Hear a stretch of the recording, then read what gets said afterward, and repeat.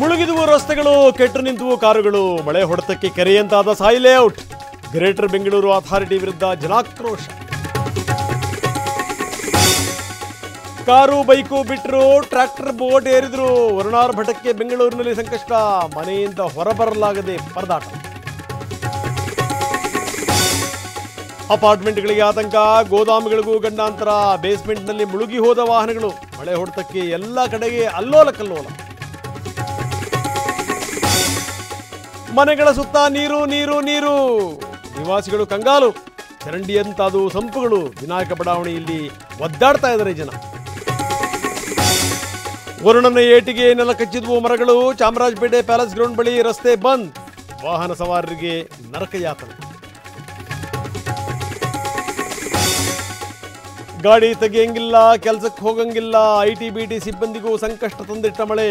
Work from ಹೋಮ್ಗೆ ಸ್ಥಳನೂ ಇಲ್ಲ, current ಇಲ್ಲ. ಮೈಸೂರು, ಕಲಬುರಗಿ, ರಾಯಚೂರಿನಲ್ಲಿ ಮಳೆಯ ಅಬ್ಬರ. ವರ್ಷಧಾರೆಗೆ ಧರೆ ಉರುಳಿದ ಮರ. ದೇವದುರ್ಗದಲ್ಲಿ ಗ್ರಾಮ ಪಂಚಾಯತ್ ಮೇಲ್ಛಾವಣಿ ಕುಸಿತ. ಬ್ರಾಂಡ್ ಬೆಂಗಳೂರಲ್ಲ, ಕ್ವಾರ್ಟರ್ ಬೆಂಗಳೂರು.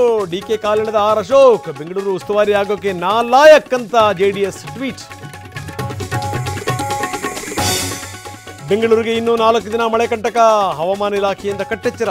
ಕರಾವಳಿ ಜಿಲ್ಲೆಗಳಲ್ಲಿ ರೆಡ್ ಅಲರ್ಟ್.